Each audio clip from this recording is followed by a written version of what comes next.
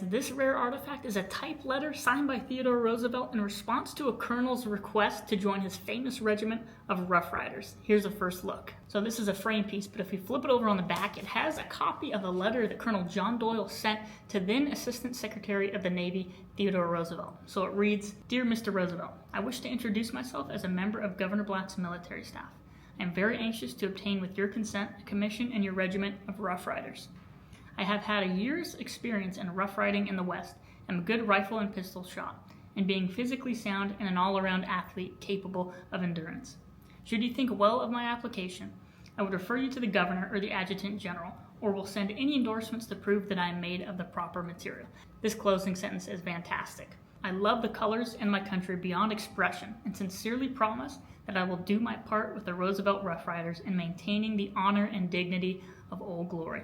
Sincerely yours, signed John F. Doyle." So if we flip it over to the front, it has a typed letter signed by Theodore Roosevelt in response to Doyle's letter. The letterhead is still Navy Department, dated May 3rd, 1898. "My dear Colonel Doyle, I wish I could place you, but there isn't a vacancy left in the regiment. We have a waiting list of hundreds. With great regret, sincerely yours, Theodore Roosevelt."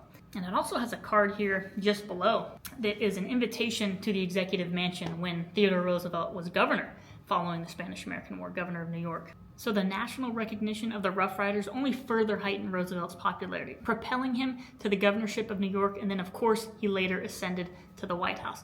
In fact, anytime a Rough Rider would come to the White House, they were allowed to skip right past the crowd and see him in his office. That reverence, that admiration for Theodore Roosevelt was shared by not just the Rough Riders, of course, but by many across America, and makes him, to me, one of the most exciting presidents in American history. Now, I'll be doing a long-form video piecing together all the artifacts that I have from the Spanish-American War that includes Fightin' Joe Wheeler, typed letters that are signed by him from the Santiago, Cuba campaign. And so we'll piece everything together and construct a pretty cool narrative and timeline of events. But I wanted to give you all a first look into this exciting grouping.